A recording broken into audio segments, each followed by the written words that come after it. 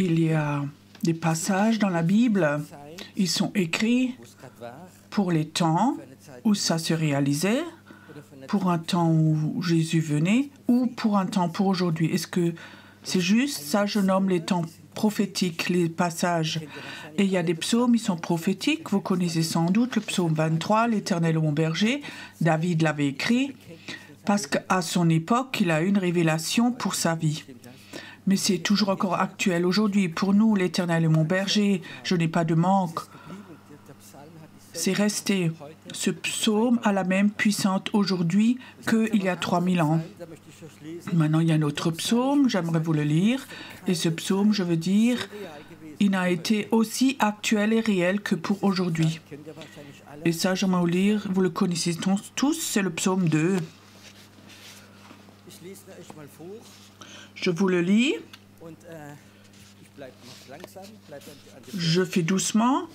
Je m'arrête. Et si vous êtes d'accord, et vous dites c'est pour aujourd'hui, il faut dire Amen. Vous essayez? OK? Pourquoi ces agitations parmi les nations et ces préoccupations dépourvues de sens parmi les peuples? Les rois de la terre se soulèvent et les chefs se liguent ensemble contre l'Éternel et contre celui qu'il a désigné par onction. Après, il y a la réponse, je vous la donne plus tard.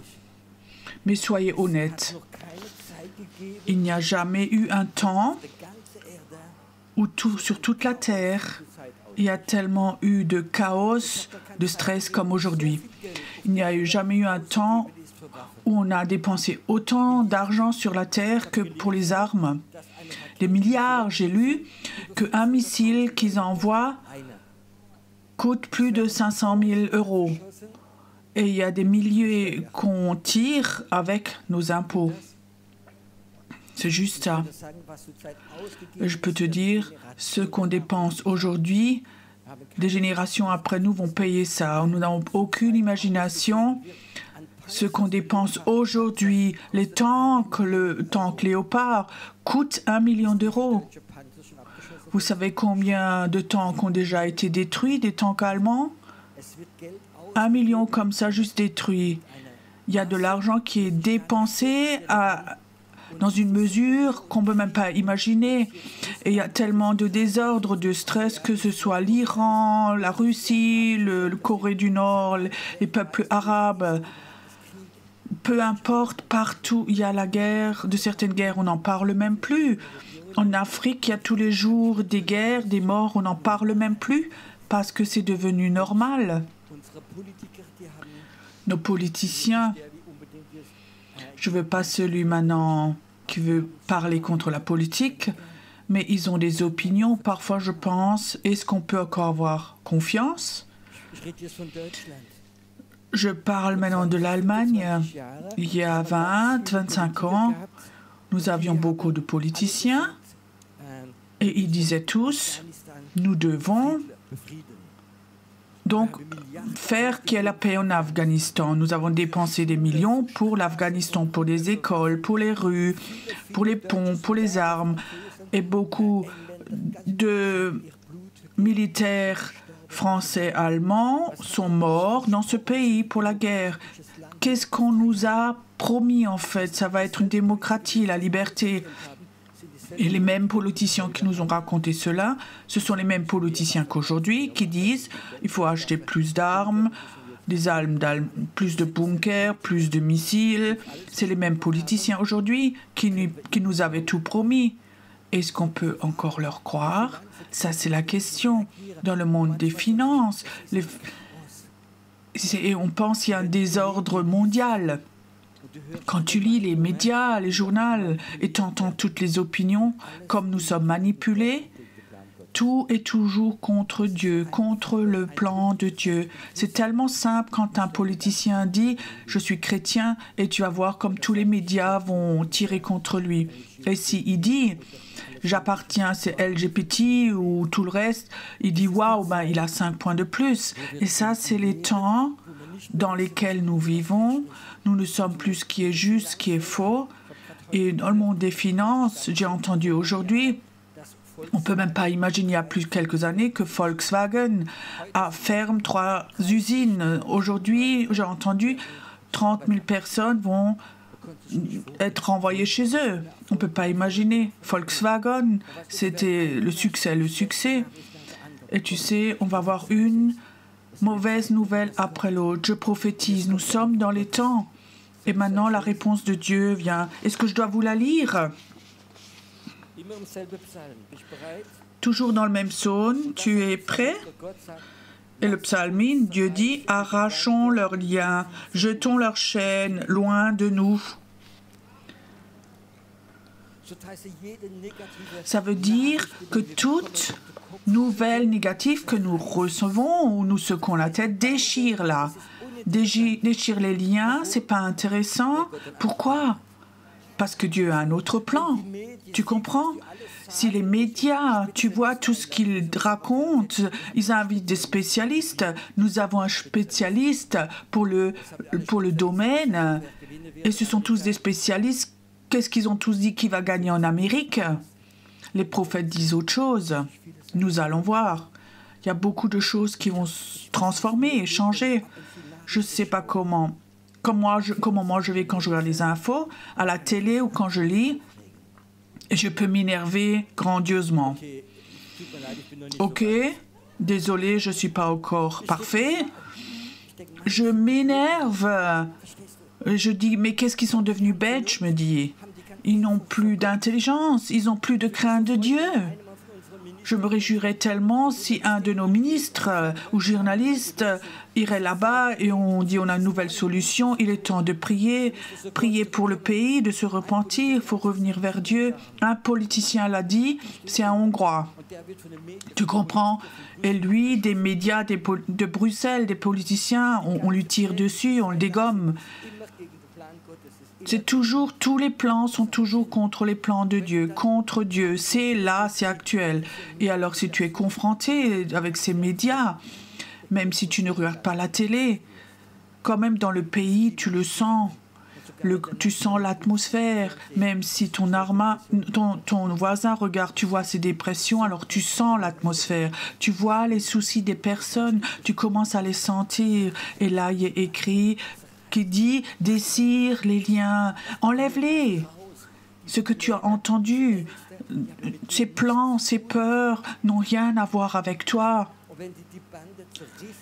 Et si tu dessires ces liens, alors tu es capable de recevoir les plans de Dieu. Je peux vous dire, moi personnellement, nous vivons dans un temps fantastique aujourd'hui.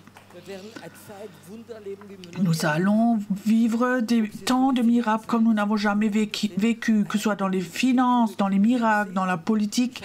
Nous allons voir. Il y a 8 ou 10 jours, j'ai vu une interview de l'ex-président de France, M. Sarkozy, et j'étais ébranlé. Cet homme donne témoignage de Jésus-Christ. Oui, je vous le raconte courtement. Malheureusement, j'ai la vidéo qu'en français. Donc, les journalistes l'ont interviewé. S'il veut revenir dans la politique, il dit non. Alors, il demande, si maintenant vous aviez une table ronde Et il faudrait inviter des personnes très importantes que vous avez rencontrées dans votre vie. Lesquelles est-ce que vous inviteriez à votre table? Il dit aucun de ceux-là, à part Jésus-Christ.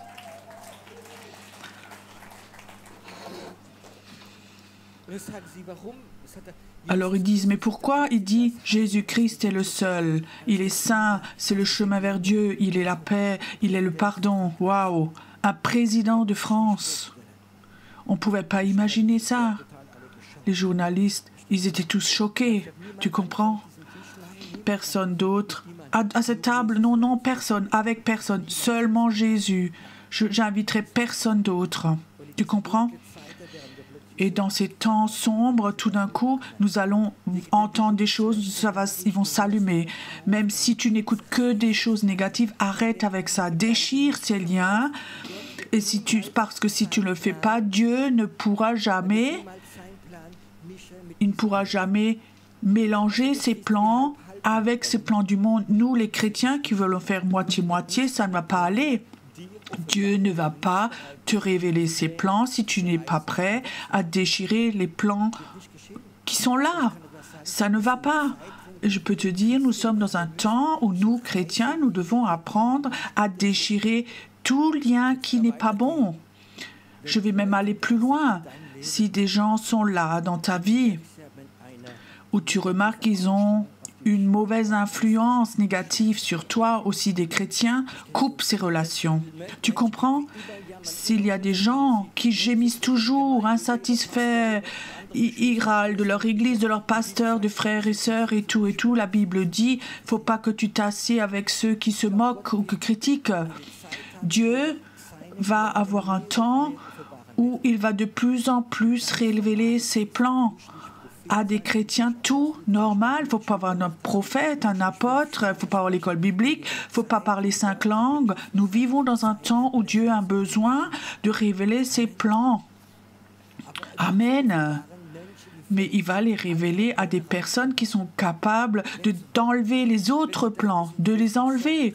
Si tu es là et tu vis dans les soucis, tu ne vas pas recevoir les plans de Dieu. Si tu es là et tu es amer dans ton cœur, tu es perdu, tu es dépressif, n'attends pas que Dieu mette ses plans dedans. Dieu dit déchire tout, enlève tout. Et nous avons de la capacité. Tu sais pourquoi?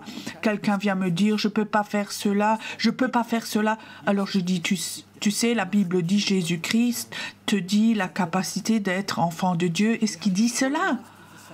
Nous avons la toute-puissance de dire nous sommes enfants de Dieu et tout ce qui nous influence de l'extérieur, qui n'est pas de Dieu, déchirons-le. Et pourquoi? Pourquoi nous devons déchirer? Dieu dit la réponse. Je vous le dis. Si vous le croyez, si c'est de Dieu, vous pouvez dire Amen. Écoutez ce que Dieu dit. Car celui qui est assis sur le trône, il rit. Tu comprends? Il rit sur les plans de Poutine. Il rit à propos des présidents, des plans de l'Allemagne, de France. Il rit de tous ces plans-là. Nous ferons ça. Il rigole. C'est bon que Dieu rit de ses ennemis. Et il y a beaucoup d'ennemis de Dieu. Certains, on va les reconnaître plus tard, mais Dieu rit de ses plans parce que ses plans à lui sont meilleurs. Il y a un homme dans la Bible, vous pouvez lire, quand Esdras ou Néhémie, il avait des plans, il haïssait les Juifs et il voulait anéantir tous les Juifs. Et cet homme de Dieu, qui était pour Dieu, il voulait l'anéantir, il avait un plan. Donc il avait fabriqué une potence pour le pendre. C'était son plan. Et tu sais quoi? 24 heures plus tard, c'est lui-même qui était là, accroché, pendu. Ça, c'est les plans qui changent, qui se transforment, tu comprends? Comme tu es maudit, poursuivi, maltraité, on va voir cela. Oui, on va voir cela. Et Dieu va nous bénir. Dans ces temps, nous rentrons maintenant. Je lis encore les 4 premiers versets parce qu'ils sont si beaux. Pourquoi cette agitation parmi les peuples, ces préoccupations dépourvues de sens parmi les peuples? Les rois de la terre se soulèvent et les chefs se liguent ensemble contre l'Éternel, contre celui qui a désigné par onction. Arrachons leurs liens, jetons leurs chaînes loin de nous. Celui qui siège dans le ciel, qui rit, le Seigneur se moque d'eux. C'est beau, hein, on pourrait déjà dire Amen et rentrer chez nous, rester assis quand même.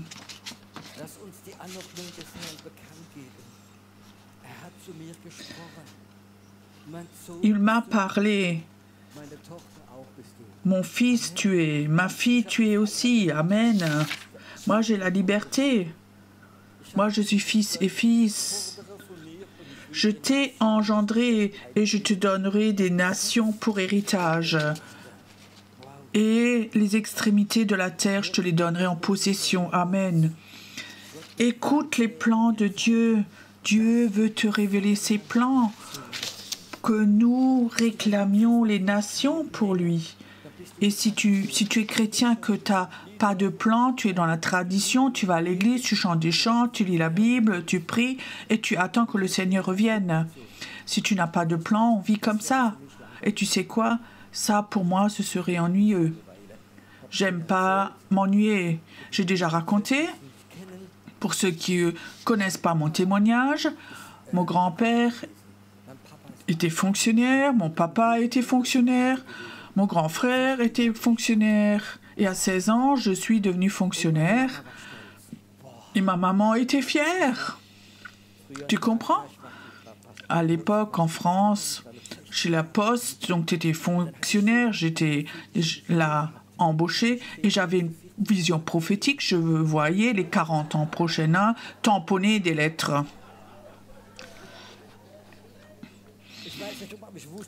Je ne sais pas pourquoi, mais je savais que ça ne pouvait pas être tout. Ça ne pouvait pas être tout, que les 40 ans qui suivent. Mais ma mère dit, oui, c'est la sécurité, tu as toujours ton salaire, tu as toujours du travail. Mais 40 ans comme ça, tamponné, on va avoir de l'arthrose dans le poignet. Et quelque part, je savais, c'est pas pour moi tout ça, parce que c'est ennuyeux. Désolé, maintenant, s'il y a des fonctionnaires, Dieu vous bénit. Mais je savais, l'ennui, c'est pas moi, c'est pas pour moi. Alors je suis allée dans le monde des affaires, j'ai ouvert une entreprise, ça marchait bien, j'ai gagné de l'argent, mais malgré cela, c'était ennuyé de compter tout cet argent. Tout le monde ne comprend pas ça. Alors j'ai ouvert une deuxième entreprise, une troisième, j'ai vendu, fait ouvert autre chose de nouveau et je savais, c'est ennuyeux. Après un moment, tout est ennuyeux et j'ai découvert la seule chose qui n'est pas ennuyante, c'est le Saint-Esprit. La tradition, c'est ennuyeux, mais le Saint-Esprit n'est pas ennuyeux.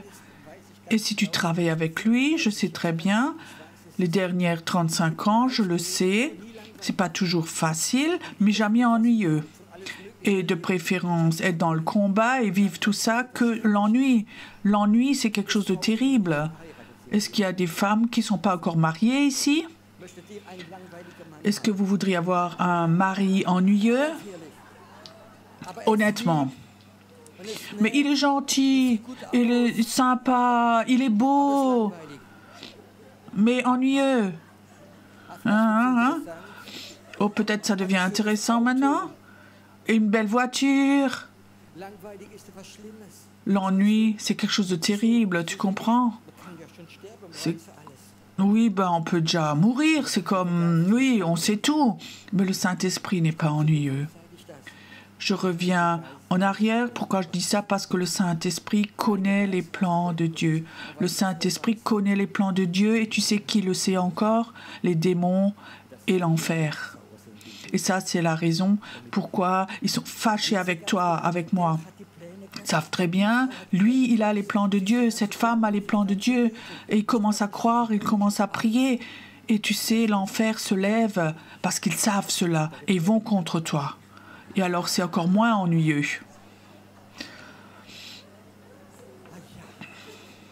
Ah oui.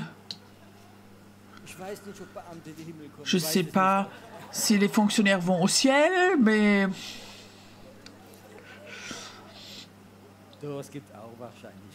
Oui, bien sûr, mais dans un autre ciel.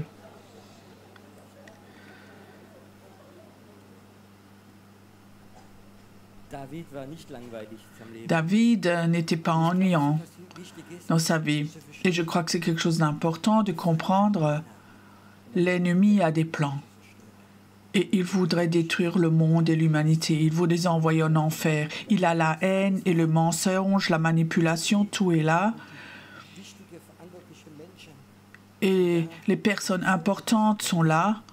Et ils suivent ses plans. Et tu sais, nous, en tant que chrétiens, nous devons apprendre à connaître les plans de Dieu et les reconnaître. Et le Saint-Esprit va aller avec toi, il va te conduire.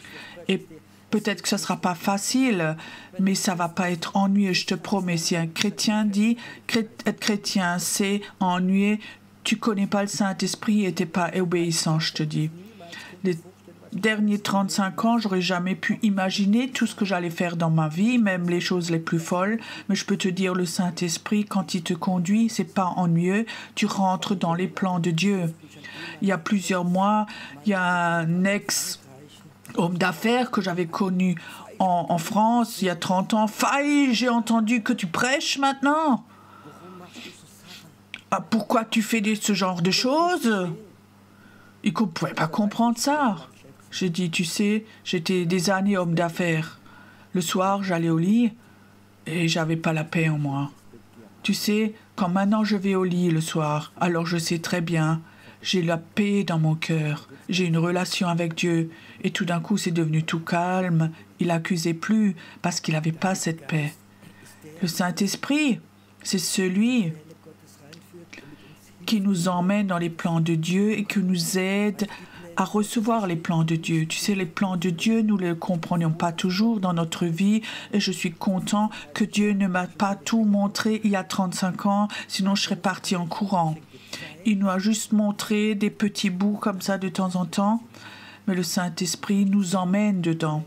J'aimerais dire, les plans de Dieu dans ta vie, tu vas les voir de plus en plus dans la mesure où toi, tu déchires les liens qui te lient. Aussi ceux de tes amis, de tes parents. Il y a des personnes, ils ont 60 ans et ils sont toujours encore influencés par leurs parents, tu comprends? Mais ils pensent bien faire, mais pas pour les plans de Dieu.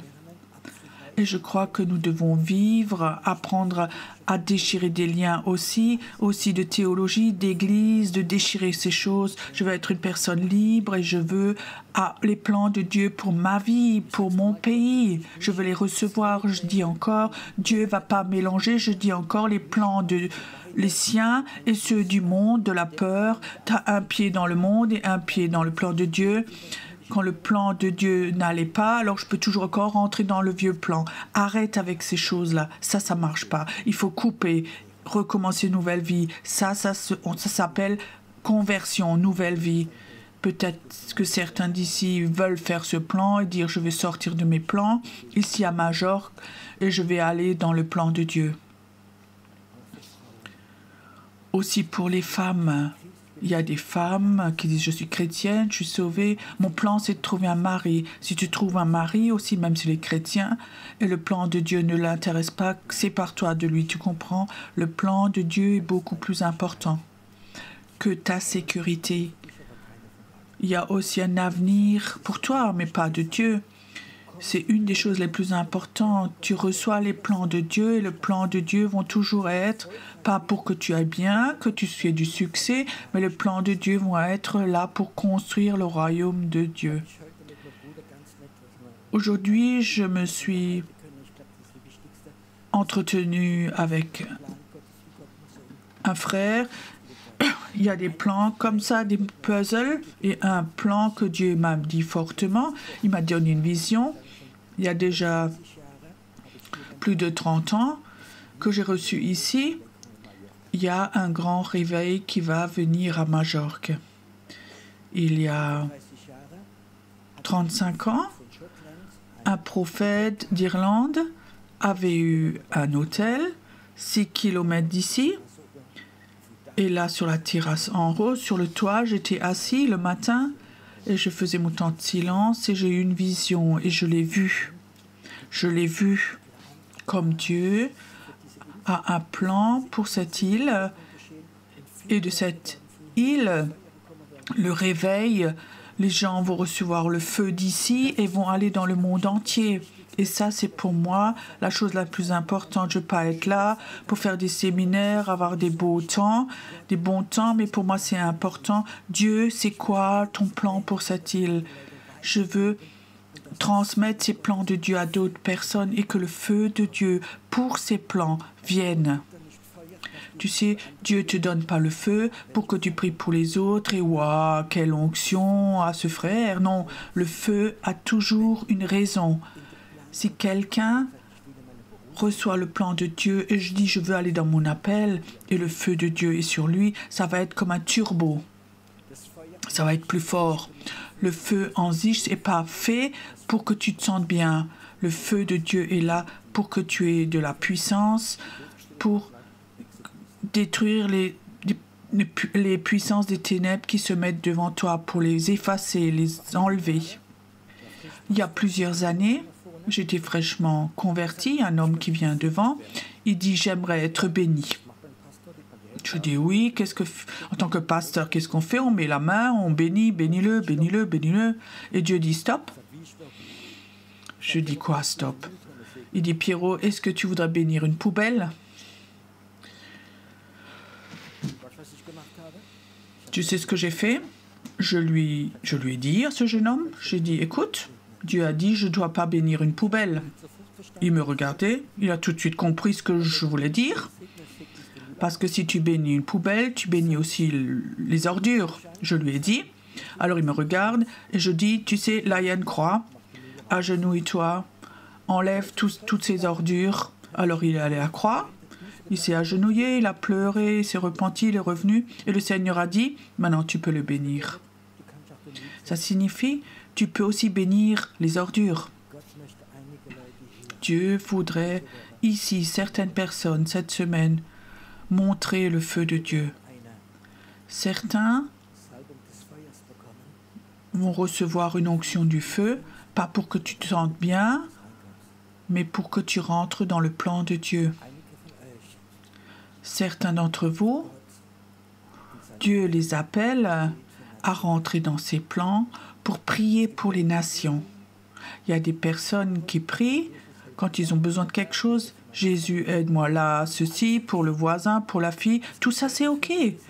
Mais il y a des gens qui intercèdent, qui disent « Je ne prie pas pour moi, des choses que je sais, j'ai un appel pour Dieu, pour prier pour les nations. » Et tu portes ces nations comme un enfant, comme une femme enceinte dans ton ventre. Vous savez de quoi je parle là? D'avoir une nation de Dieu, d'avoir une ville de Dieu, un pays de Dieu. Parfois tu peux pleurer pour ce pays, pour cette ville, et tu sais très bien, c'est une mission de Dieu. Tu es enceinte pour une nation. Et tu sais, si tu es enceinte d'une nation, alors feu de Dieu vient sur toi. Alors tu vas prier et ce feu va devenir de plus en plus fort. Tu n'as pas besoin du feu de Dieu pour prier pour ton chat ou pour ton chat. Désolé si je dis ça. Tu reçois le feu de Dieu pour cet appel que Dieu te donne. J'étais en Amérique du Sud, dans une région où il y avait le réveil. Et alors le leader, ce pasteur, m'a emmené dans un groupe de prière le matin. Donc c'était un groupe de prière de femmes. Cette salle était presque aussi grande qu'ici. C'était une grande église. Et il y avait environ 20-30 personnes couchées par terre. Et elles priaient comme tu as jamais entendu. Elles criaient, elles priaient. Et elles étaient couchées par terre. Et elles manifestaient comme des femmes qui étaient en train d'accoucher. Et elles criaient et comme si quelque chose sortait d'eux. Et je n'avais pas compris parce que ça n'avait pas l'air beau et ça s'entendait bizarre. Quand il y a 20-30 personnes là et que tu penses qu'elles vont accoucher, c'est pas pour rire. Je veux dire, essayer de rentrer dans l'esprit. Alors vous comprenez, elles étaient là couchées et le Seigneur me parlait et me donne ces versets bibliques de Ésaïe où l'épouse est prête à mettre l'enfant au monde mais n'a pas la force. Et le Seigneur dit, tu sais, l'enfant qu'ils vont mettre au monde, c'est le réveil. Ça, c'est le réveil. Et je peux te dire, 3 mois plus tard, ça a commencé. Dans un court temps, 500 personnes se sont laissées baptiser. Ces femmes l'ont mise au monde. Ça, c'est la prière de l'enfantement. En Allemagne, en Europe, nous avons peu de notions sur la prière. Nous prions juste ce que nous avons besoin. Je peux te dire, spirituellement, il y aura des mamans et des papas qui vont venir et ils vont porter cet enfant du réveil. Peut-être que tu vas avoir Majorque en toi ou un autre pays et Dieu va mettre quelque chose en toi. Tu vas déchirer ces liens, ces soucis, ces peurs, le financier, l'avenir, ça ne t'intéresse même plus. Tout est coupé et Dieu commence à te donner une vision, un pays. Demande-moi des nations, dit Dieu, je vais te le donner. Nous avons besoin d'hommes et de femmes qui sont capables dans leur vie de dire « Je prends un bout de ton fardeau, Seigneur, je prends ça en moi et je vais les porter. » Alors tu vas voir comme cet esprit de réveil va venir, ce feu de réveil va venir et tu vas avoir des moments où ce enfant du réveil en toi voudrait sortir, où tu vas crier. Il y a des jours peut-être, comme c'est écrit dans Ésaïe, où tu ne peux plus parler humainement.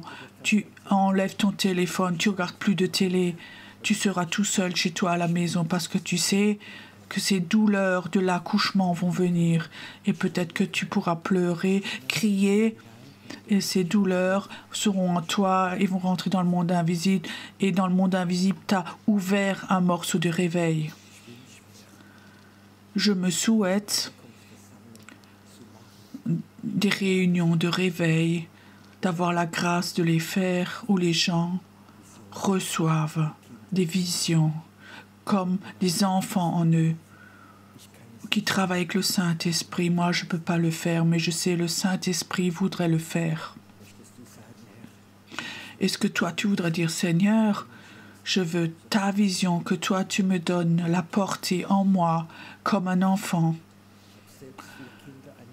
Moi-même, j'ai 4 filles, une de mes filles est ici cette fois-ci, je me réjouis. Mais j'aimerais dire, quand les enfants, quand ma femme était enceinte, elle faisait des choses bizarres, même 5 mois plus tôt, elle va acheter un petit lit et faire ceci, cela. Je disais, mais c'est donc encore loin. Tout tournait autour de ce bébé encore chez ma femme. Tu sais, quand Dieu pose l'enfant du réveil dans ton ventre, alors tu commences à penser autrement, tu vois autrement. Des choses qui t'intéressaient avant, il s'agit que encore de ce bébé maintenant. Tu sais pourquoi nous n'avons pas de réveil en Allemagne, en Suisse? Parce que tout tourne autour de nous-mêmes. Les chrétiens sont le centre de l'Église. Le pasteur doit tout faire pour toi. Tout tourne autour de nous. Il ne s'agit plus du royaume de Dieu. Imagine si les chrétiens changeaient de mentalité, disaient « Nous n'avons plus nos plans, ça ne nous intéresse plus. Il s'agit du royaume de Dieu. Il ne s'agit que encore de toi. » Je peux te dire, nous aurons très vite le réveil. C'est pas la faute de Dieu que le réveil n'est pas là, c'est notre faute. Parce que tout tourne autour de nous-mêmes. Déchirons ces liens. Est-ce qu'il y a des liens dans ta vie où tu penses, oui, ceux-là, j'aimerais les déchirer? Parfois, ça peut être tout banal. Parfois, j'ai remarqué en Allemagne, quand je suis arrivée, il y avait quelque chose, ces séries à la télé. Vous connaissez cela? C'est tellement intéressant et au moment où il y a quelque chose d'intéressant, demain, ça continue. Alors toute la journée, tu es concentré, demain ça continue, et tu sais si elle va être vivante, morte, et le jour d'après encore, et encore, et encore. Et je ne sais pas combien de séries il existe, et tout d'un coup, tu remarques le temps on est bouffé et t'es passé. Et si tu rencontres quelqu'un, oh toi aussi tu regardes cette série, tu sais comment ça va continuer, oui, je sais. Ce serait beau si les chrétiens se rencontraient pour prier pour le royaume de Dieu.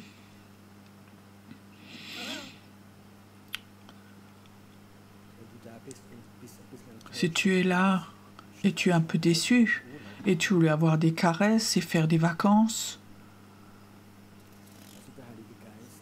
tu sais, le Saint-Esprit sait très bien ce que toi tu as besoin et ce que Jésus a besoin. Et je suis heureux que le Saint-Esprit ne m'a pas toujours donné ce que je me souhaitais. Sinon, je ne serais pas là. Mais je sais que ses plans sont bons. Et je sais quelque chose tout au fond de mon cœur. Dieu a choisi cette île-là. Et beaucoup de prophètes aussi ont eu cette vision de cette île-là. Quelque chose va se passer, des gens vont venir, ils vont recevoir ce feu du réveil, ils vont rentrer chez eux et cet enfant du réveil, ils vont avoir une vision pour cet réveil. Ils vont avoir une responsabilité pour le réveil. Il ne s'agit pas de toi, de ta famille, il ne s'agit pas pour ta santé ou ton bien-être. Il s'agit du royaume de Dieu. Amen. J'aime ces versets bibliques. Cherchez d'abord le royaume de Dieu et toutes choses vous seront données en plus. Quand je me suis converti en prison et je suis sorti, j'avais encore plusieurs années en sursis, beaucoup de procès. J'avais 2 millions de dettes. J'avais rien à part Jésus. Et quelque part, j'avais reçu ces versets, chercher d'abord le royaume de Dieu. Et j'avais décidé, maintenant je vais construire le royaume de Dieu. J'avais décidé, je vais jamais prier pour mes besoins parce qu'ils étaient tellement grands, ça n'aurait rien servi. Tu sais, quand tu as 2 millions de dettes, rien que les intérêts, tu ne peux pas les rembourser. Et ça, c'était il y a 30 ans. Et il y avait tellement de procès ouverts et plein de choses.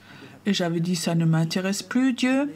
Financièrement, on avait un immense problème. Et je dis, Dieu, je te promets, je ne vais jamais prier pour mes problèmes. Et il y avait encore des procès. Il fallait que j'aille au tribunal. Il fallait tamponner chez les polices. Et je n'ai jamais prié pour tout cela. J'ai construit le royaume de Dieu.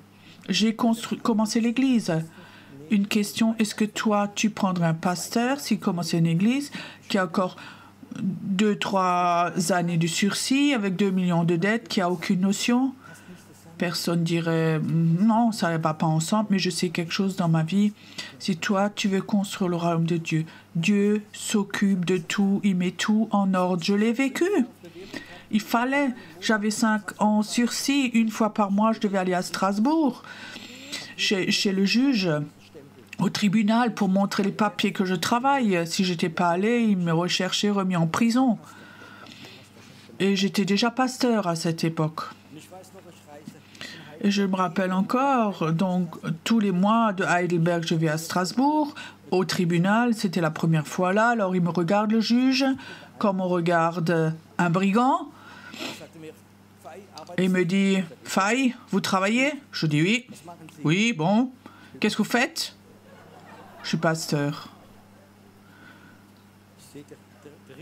Je vois encore le juge, il avait son stylo, il a arrêté à écrire. Il a essayé de contenir ses émotions, il n'a donc pas le droit de les montrer.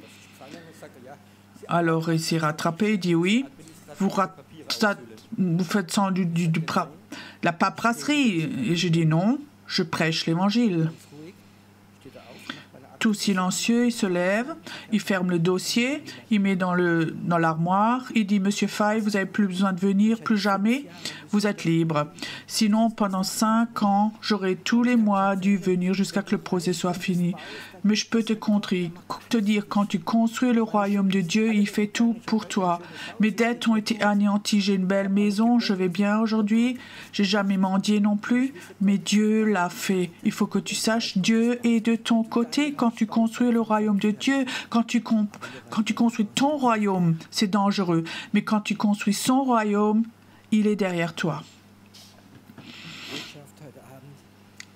Message ce soir, déchire ces liens des circonstances, des médias, des mauvaises nouvelles, des situations. Déchire tout ce qui t'influence, déchire tout.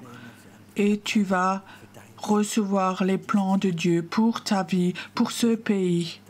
Je souhaite, plus que tout, que tu rentres chez toi et que tu as un plan de Dieu pour ta vie. Tout le reste est inintéressant. Je peux te bénir et guérir, libérer, guérir et tout. C'est tellement inintéressant si tu n'es pas prêt à recevoir les plans de Dieu pour ta vie. Tout le reste, c'est une perte de temps. Si les plans de Dieu, si tu les reçois et tu dis oui à cela, je peux te dire, certains vont recevoir cet enfant du réveil, ce bébé. Peut-être ce ne sera pas Majorque, mais certains vont recevoir pour Majorque. Tu vas avoir une vision en toi, pour ta ville, pour des personnes, pour des choses, et tu vas les prier. Et à chaque fois que tu pries, tu sens que le feu va venir, il va venir. C'est là, ce feu, ça purifie tes prières, ce que tu as prié. Avant, tu mets de côté, alors il y a ce feu qui vient. Et parfois, on prie des choses, on prie, tu sens que ta prière va jusqu'au plafond, et tu pries après, qui est le plan de Dieu, et tout d'un coup, tu sens, c'est l'onction de prière qui vient. Alors tu continues de prier, tu continues, et il y a un moment où le feu de Dieu vient alors. Ce feu, où tu sais, quand ce feu vient, ton esprit va dans le monde invisible, ton esprit va à un autre niveau et détruit tout dans l'esprit. Il y a des puissances démoniaques ici. Ils ne se réjouissent pas du tout que tu sois là. Ils ne se réjouissent pas que je sois là. Tu comprends? Mais quand je suis de nouveau chez moi à Heidelberg et ce feu vient pour cette île, je commence à prier pour Majorque. Alors mon esprit vient tout de suite à Majorque et construit ces puissances qui veulent freiner ce réveil. Est-ce que tu voudrais apprendre à connaître ce feu? Est-ce que tu voudrais, quand tu pries, que tu sens que ce feu de Dieu vienne et prends ton esprit, va à des endroits célestes et prends possession des lieux et tu as autorité contre la sorcellerie, les puissances démoniaques et plein de choses. L'onction du feu va venir, mais avant, déchirer, couper les plans pour recevoir les plans de Dieu. Et alors tu vas voir comme le feu de Dieu va t'emmener à un autre niveau. Alléluia. Alléluia. Le Saint-Esprit est là. J'aimerais un moment qu'il agisse maintenant et aussi chez toi, à la maison, peu importe où tu habites, tu es à Hambourg, à Berlin, en Suisse, peu importe, ce feu doit maintenant venir chez toi, dans ton appartement, dans ta maison, doit te purifier. Et les visions de Dieu peuvent aller partout, toucher les temples partout.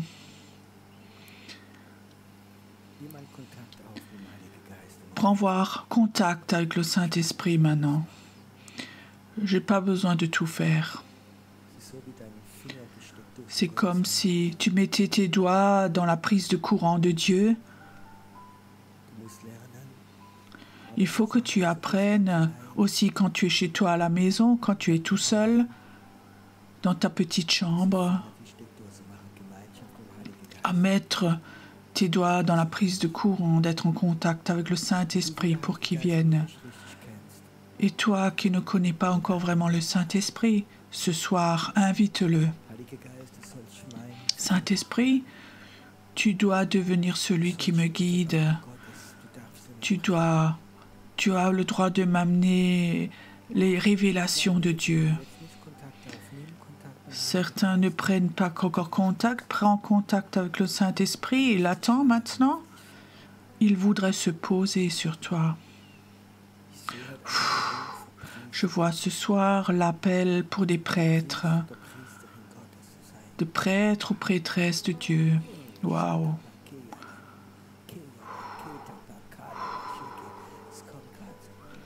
Ça vient maintenant. Un appel pour être prêtre, prêtresse de Dieu pour les nations. Un prêtre où tu as toute puissance dans le monde invisible. Ça vient maintenant sur toi. Ça vient maintenant sur toi. Ça vient maintenant sur toi. L'appel d'être prêtre. Ça vient maintenant. Ça vient maintenant. Ça vient maintenant sur toi. Écoute, si maintenant, si ce manteau de prêtre vient sur toi maintenant, tu sens ce feu maintenant, ce feu pour les nations. C'est là maintenant, ça brûle en toi. Alors viens devant, couche-toi simplement par terre.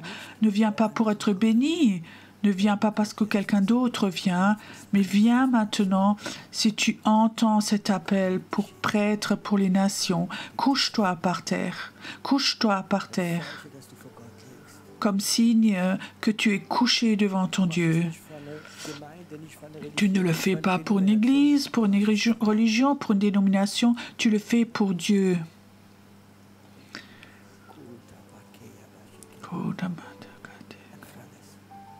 Reçois maintenant, reçois maintenant. Ça vient maintenant. Ça vient maintenant, ça vient maintenant. Ça vient maintenant. Un feu de Dieu vient, dit le Seigneur. Un feu dévorant. Ce Dieu jaloux, tu vas apprendre à le connaître, qui dit tu m'appartiens, tu n'appartiens pas à quelqu'un d'autre, tu m'appartiens à moi, un Dieu dévorant, un feu dévorant pour le royaume de Dieu, pour construire le royaume de Dieu, pour les pays, pour les villes. C'est là maintenant où l'esprit de mort était tellement fort dans ta vie parfois que tu ne voulais plus vivre. Il y a quelqu'un qui est là. La semaine dernière, tu pensais au suicide, tu ne voulais plus vivre, tu voulais détruire ta vie et Dieu t'appelle à être prêtre. Et écoute, cette malédiction, cette sorcellerie va s'arrêter dans ce moment où tu donnes ton cœur en tant que prêtre. Ça va s'arrêter, ça va s'arrêter. Ta propre sœur est une sorcière et elle a fait de la sorcellerie, elle t'a influencé. C'est le temps d'être libre. C'est le temps d'être libre où ta sœur était une prêtre de Satan. Toi, tu vas être prêtre de Jésus-Christ. Maintenant. Maintenant, je parle aussi aux gens à la maison. Toi qui es chez toi à la maison maintenant, tu penses, tu n'appartiens pas. Si, tu as aussi. Dieu doit t'appeler maintenant chez toi, là où tu es maintenant. Écoute, c'est un moment saint maintenant, où j'appelle maintenant. C'est un temps, vraiment un moment saint. C'est un temps saint maintenant. Maintenant, ça vient, ça vient, ça vient, ça vient.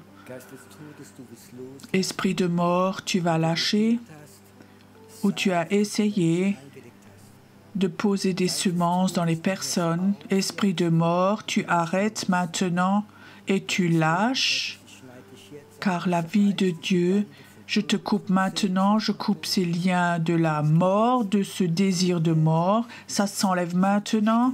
Ce désir de mourir, ça te quitte maintenant. Ça te quitte maintenant. Ça te quitte maintenant. Maintenant. Et Père, nous allons avoir des temps de prière très forts encore pour Majorque. Nous allons avoir des temps de prière très forts. Ça va être fort maintenant. Merci Seigneur que l'esprit d'intercession est plus fort que tout ce que les personnes ont exprimé. Tout. Et Père, tu prends ces flèches que les gens lui ont tirées dessus, de son esprit et de son âme. Ça s'enlève maintenant. La malédiction est brisée maintenant. Elle est brisée maintenant. Elle est brisée maintenant.